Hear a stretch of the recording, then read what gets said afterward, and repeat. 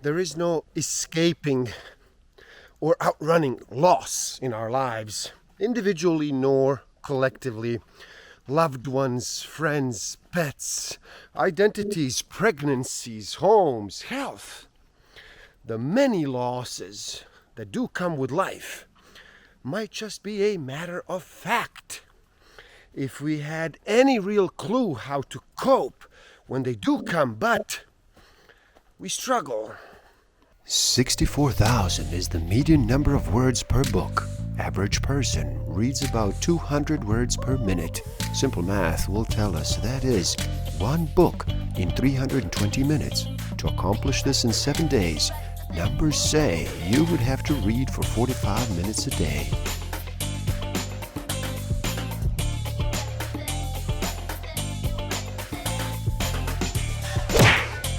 Don't forget to subscribe. Hit that notification button, like, comment, and share.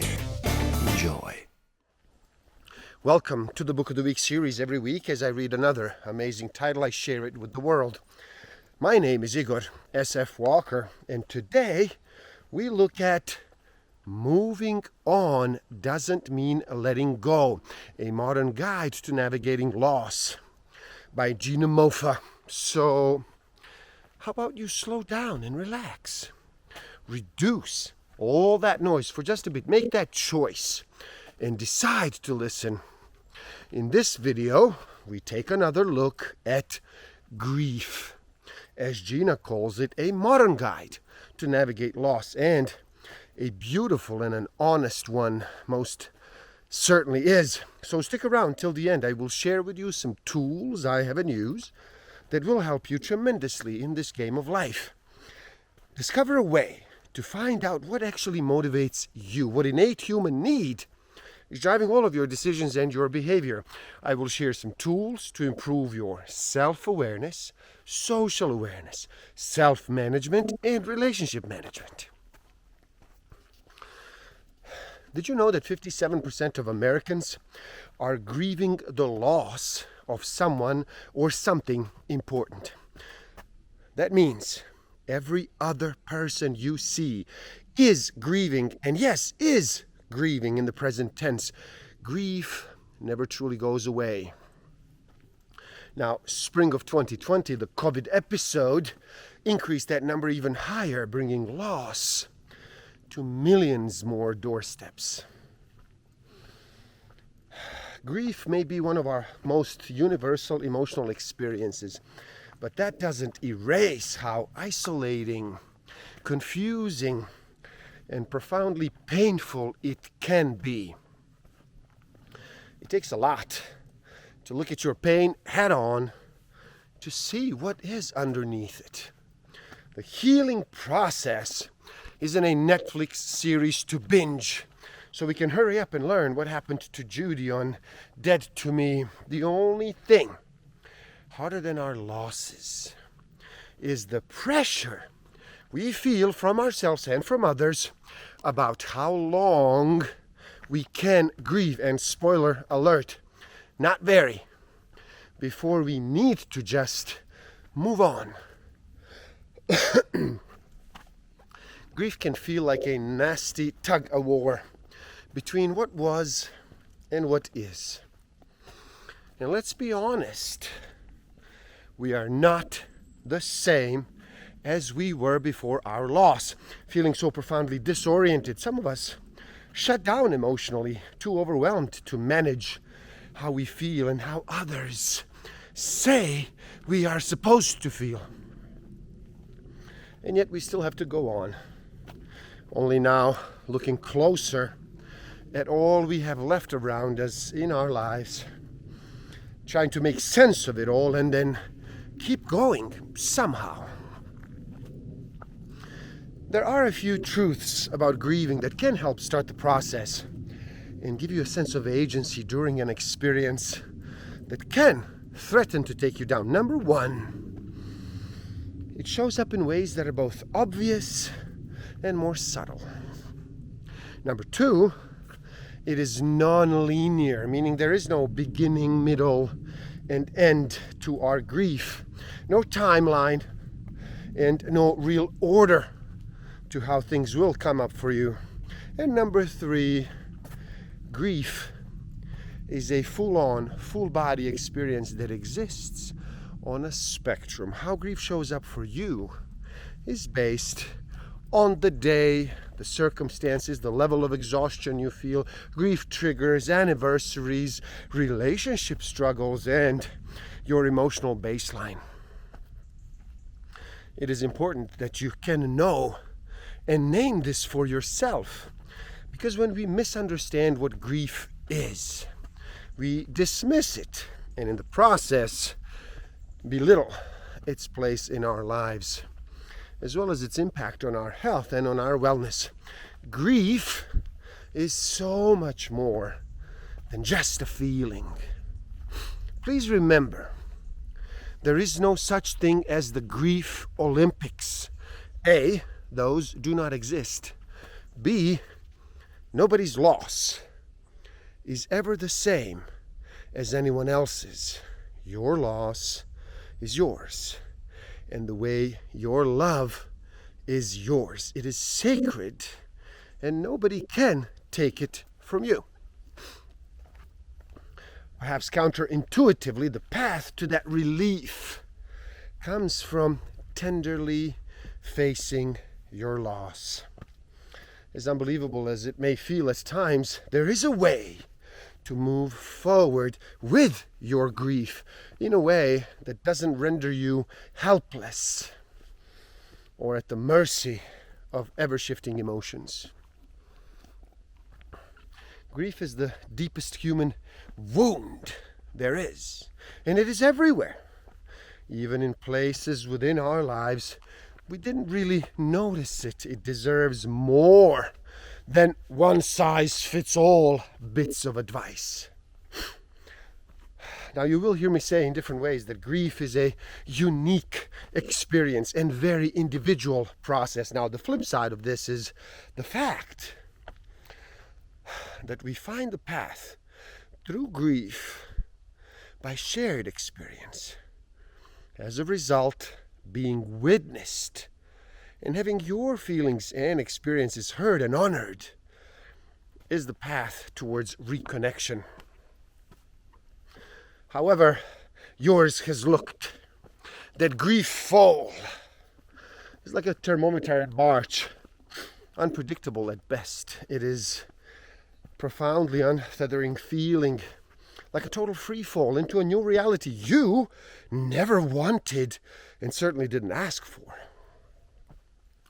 There's nothing really to do here in that fall, except notice and be gentle with ourselves on that way down. Ultimately, when it comes to this grief fall, all you can do is stretch out your arms and surrender, knowing that when and where you land is anyone's guess.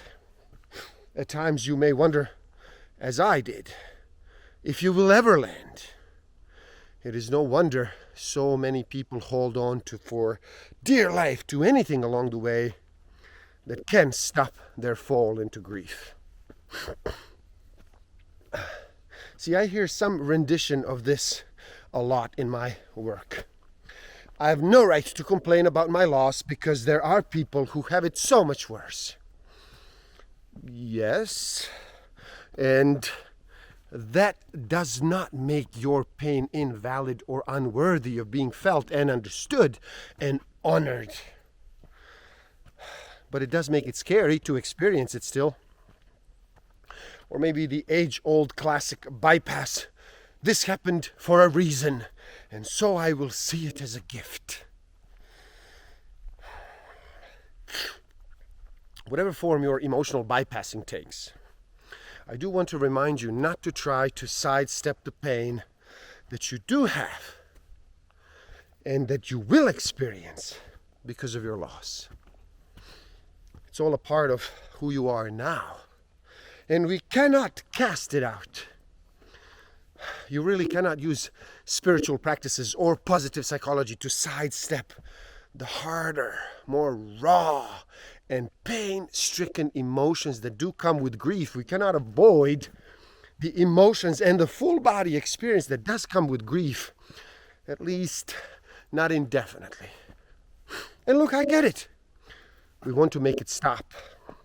We want to be back in control, to feel like we have some capacity to slow the agonizing vertigo of the grief fall, to have a way to say, haha, just kidding, false alarm, everything is still okay, nothing to see here. Let me be clear. Trying to sidestep the pain of grief and inadvertently prolonging the grief is very normal. To feel the pain, to land in those sticky crevices where all the most trying emotions do erupt and derail you, to dive straight into the realities that threaten to chew you up and spit you out in a million pieces. Most humans would be like, yeah, thanks, but a hard pass on all that. I mean, it sounds at least as bad as it feels. Who wouldn't want to avoid feeling helpless and vulnerable? We create the safety and certainty of whatever we can get our hands on, grabbing for anything to help us break our fall. Truth is, no one can understand the meaning of our significant attachments, but comparison isn't actually the point. The point is that we cannot and should not hold ourselves to some universal standard. There's not some great grief table stipulating how much a given loss is allowed to hurt, or for how long, or in what ways, and whether it even qualifies as a loss at all. The grief police aren't going to arrive on your doorstep and tell you, you're doing it all wrong. Though, I am sorry, I cannot guarantee the same for certain friends and family members. Losses are as deep and as personal as the attachments we hold, and should always be respected. No amount of denial, whether on an individual or societal level, can actually undo the very real pain. By disregarding our grief, we prolong and magnify its impact on our health, on our well-being, and on our relationships. Anticipatory grief. With all the talk of grief following a loss, it is easy to forget that sometimes we grieve before we lose. It can come with a painful health diagnosis of someone we love, or a job we love in a company that actually will be closing down, or knowing our pet is growing old and maybe has even outlived their life expectancy, and it's the any day now feeling of loss. Sometimes we do not realize we are experiencing grief because we are still in the adrenaline of the news, anticipation. Now, ambiguous loss, much as we might wish it, not all losses do actually have closure. This can be especially challenging when we have been taught that we need to be able to tie a big emotion with a nice red bow.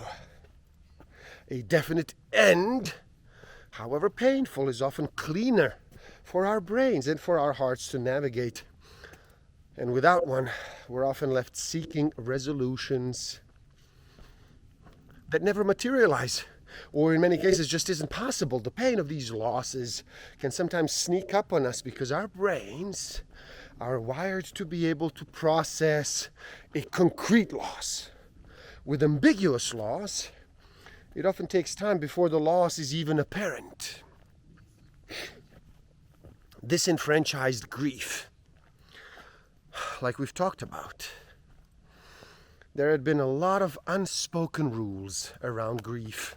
Society loves to dictate how long we can grieve, or when it becomes too much, or how fast someone should move on.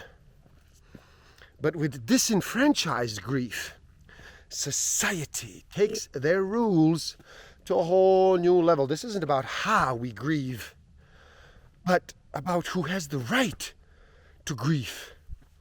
What makes this type of grief so hard is that it is wholly dependent on the values of people around us and what they deem worthy of grieving over. The pain of feeling unseen or outright dismissed is cruel. Know that I see you, and you can learn to honor your grief for yourself regardless of what anyone else says. Many times the loss can be experienced as a domino effect. The dominoes that fall after the first, well, those are secondary losses. You want to know something that seems obvious but isn't? No one really knows how to grieve. No one. With grief, there is no script. There is no recipe. There's no instructional manual from one moment to the next, one day to the next. It is always changing. By the way, I do want to say this. I know I just went on a whole tear about how important it is to get in there and start feeling your feelings. But you do have permission not to grieve, too. Not right now, anyhow. The goal is to allow whatever comes forward to ebb and flow into and throughout us without apology, without censoring, and without judgment. Our feelings, however challenging at times, are ultimately our guides, slowly but surely leading us back to the light of the day. There is no right way to feel, and there are no shortcuts. Your feelings will contradict one another at times. Let them. Grief is the gray area. It isn't always one or the other. It can be two or more experiences occurring all at once. Your only job is to notice and to allow for whatever comes up, including when it arrives, with a wellspring of seemingly never-ending tears. Gaslighting, manipulating ourselves, or being manipulated by others into questioning our reality is a painful but a common part of grieving. To be clear, there's no shame in gaslighting our emotions or our experiences. It is a way of protecting ourselves that is tied to our survival instinct. Now, the problem is that when we continue believing that our feelings and our experiences aren't really happening or do not deserve our time and attention, real mental health mayhem can ensue. Ultimately, self-gaslighting leads us away from self-empowerment, healing, and health and wellness, not towards it. Thankfully, the vagus nerve is there to direct our body-mind traffic. When I bring up the mind-body connection in sessions, so many people say that we have heard of it, but we aren't totally sure what this mind-body connection looks like when it comes to mental health. Or they ask how it all actually works outside of just meditating. It's a good question. The goal of learning to tune into what our bodies are saying is to move towards our bodies with more care and more awareness, ignoring our body's needs or calls for attention, for rest, for nourishment, will leave us depleted and potentially very ill. Our bodies are always listening, even when our hearts and our minds are distracted or closed off. Thoughts, feelings, beliefs, and attitudes can positively or negatively affect biological functioning if we do not pay attention to the ways in which the body is talking to us. We may find ourselves fighting illness, fighting exhaustion, mental health manifestation of our grief. Our bodies are wise, and they will speak to us through any means possible, most times, the better we get at listening, the gentler the communication. The more we understand about how every part of our body plays a role in the stress response that grief thrusts us into, the better prepared we can be to give attention, give care, give nourishment to our physical needs along the way. We can't talk about trauma or loss without bringing in the nervous system. It is our smoke detector when it comes to danger and when it comes to stressors, always on alert for fire. And it can be so exhausting and challenging to live with this sense of high alert after enduring a loss. We need it, and yet learning how to engage with it can be really tricky. From the standpoint of the brain, a traumatic loss is a loss that threatens your survival, your safety, and your well-being. Your brain is acting as if it is at risk for something very dangerous and life-threatening. Your brain doesn't know the details of the situation. It is doing what a brain is programmed to do: protect itself for survival. Many circumstances, that intense nervous system reaction doesn't really stick around for too long. There are only 6 grief rules. It lasts for as long as it lasts. You don't need good reasons to prioritize your feelings and needs. You can grieve in your own way without justifying it. You deserve support for as long as you need and or want it. You do not owe anyone anything, my personal favorite. And number 6, there are no expectations that you need to live up to in your grief.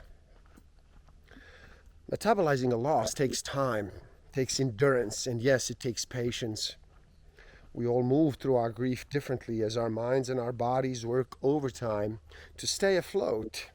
We fear stalling out for too long, and we cycle through waves of making sense of the world by attempting to regain a sense of control over ourselves and over our lives, stepping into tendencies that I call the grief rhythms.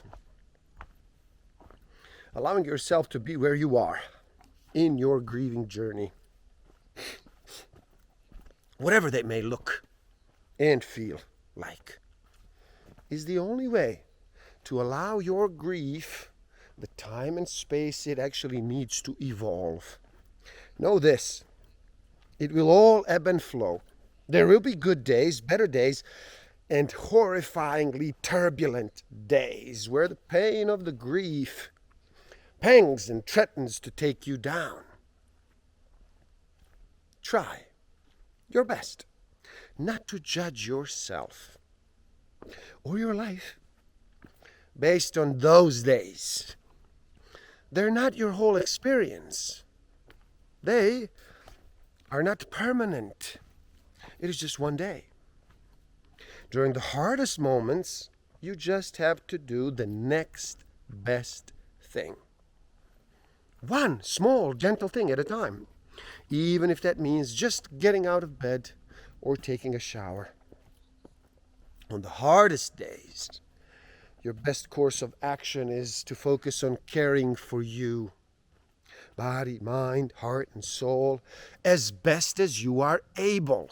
And when you feel up to it, staying connected to the people around you who can tolerate your painful, intense emotions and give comfort and love where the wound hurts the most. Some days, rest is the work. No doubt there will be 3 groups of people you will come across. Number 1, the people who avoid you. Always hard, no matter what. Number 2, the people who just get it. You don't have to try too hard. And they are able to be present with you and your grief, no matter how weird, emotional, or withdrawn you're acting. Thank the sweet Lord for them. And number 3, the people who have good intentions, perhaps, but say and do the most unhelpful things. This is not a judgment on those who fall short, but a call to action for all of us to do better for one another. Remember, platitudes are more about the discomfort people have around grief and nothing to do with you. They do genuinely care.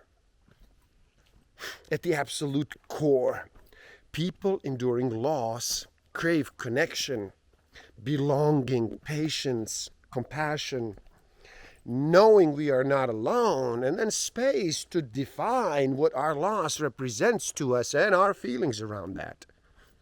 We need people to see us. And despite the popularity of platitudes over the years, there's something better we can give to one another. Authenticity. Our words matter more than we may even know. Inevitably, in the midst of this profound uncertainty, we face all kinds of interactions, invitations, and expectations with varying levels of anticipation and trepidation. It's not just about dodging the platitude trap. It is about craving connection while also feeling deeply unsure about even being around people. It is very natural that we will be exhausted after being in contact with so many people within our friends' circles, communities, and workplace. We are having to feel the loss, to process the loss, to negotiate our lives within the loss, and also navigate the loss with the outside world. And that is a lot. If you do find you are just tired in every way, it is okay to step away, to put your phone on a DND, or to let people know you will just need a little space right now. There's nothing wrong with needing some solitude. Truth be told, you will actually need both solitude and social support, and in different measures over time. Only you will know when you will actually need that alone time, because you will feel the antsy pull of wanting to be away from people. In turn, you will also feel the swell of aloneness sweep over you when it is time for people and love and comfort and support.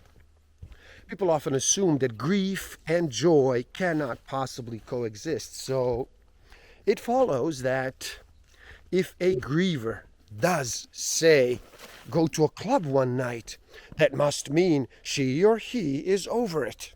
Suddenly, simple desires like wanting to attend a concert or go dancing or plan a fun night out with friends feel like a risque move. Will someone judge you for not grieving right? Assume that you are good now and then stop checking in. Does having one good day mean that you are not allowed to feel the pain of your loss anymore? The reality is we experience grief in life all at once. In fact, that's both the plus and the minus of grieving. Life does and must go on, at least on a practical level, which can also mean that we may laugh and dance and cry and yearn all at once.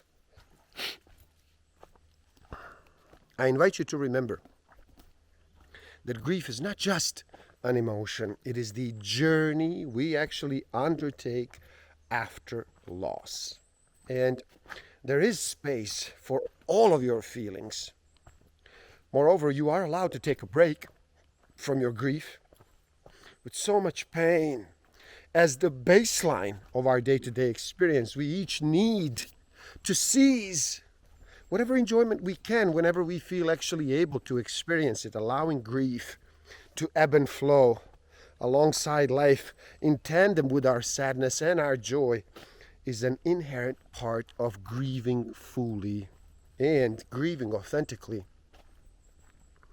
Our culture will do almost anything to avoid darker, heavier emotions, both inside ourselves and in others. Not surprisingly, we learn how to fake what we feel, because that fake feeling is more socially acceptable than what we are actually feeling. Now, this pressure can be so intense that we resort to playing roles, mostly unconsciously, to allow others to feel more comfortable with our emotions.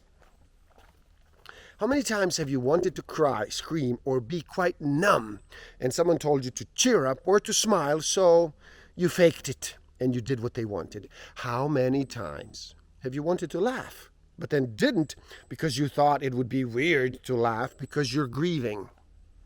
And aren't you supposed to look like someone who's grieving?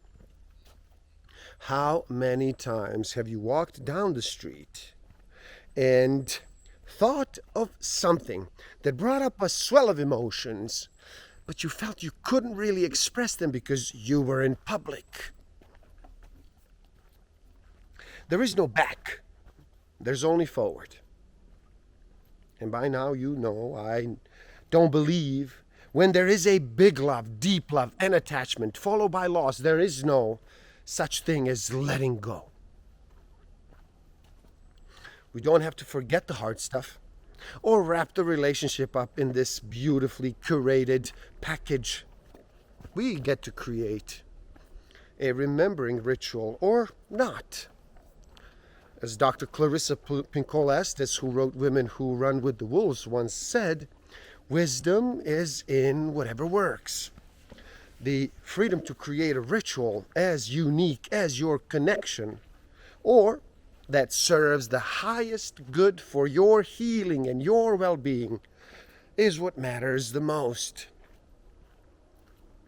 For better or worse, there is no next step or activity that will make all of this go away or feel magically better.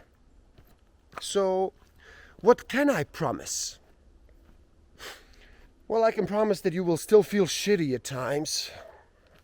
You will still sometimes feel sad, angry, exhausted, forgetful, and a bunch of other difficult things.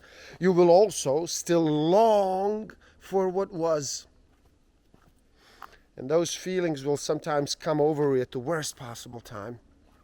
Anniversaries and other important days will still hold weight and still cause dread that may or may not shift over time.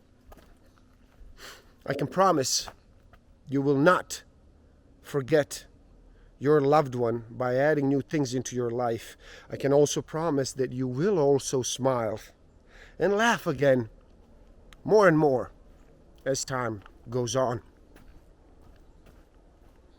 It is a brutal, heart-wrenching, emotional current that can make us feel lost, but ultimately actually has the potential to bring us closer to ourselves and our boundless capacity to keep going, heart open, despite it all. I wish you peace and gentleness as you continue forward. And there you have it. Moving on doesn't mean letting go. Now, please do help out. It is easy. Simply like this video so more people can enjoy it. Share it too and spread the word. Leave a comment and share your thoughts. Do subscribe to my channel and stay up to date. And the link to this book is in the description below. So buy it, read, never stop learning, especially learning about yourself and nature. So gift yourself by taking the free human needs test on my website and find out what actually motivates you, what innate human need is driving all of your decisions and your behavior. And if you feel you are ready to improve your self-awareness, your social awareness, your self-management and relationship management even further, do check out my Master of Life Awareness program. The links are in the description below. Thank you. Love and respect.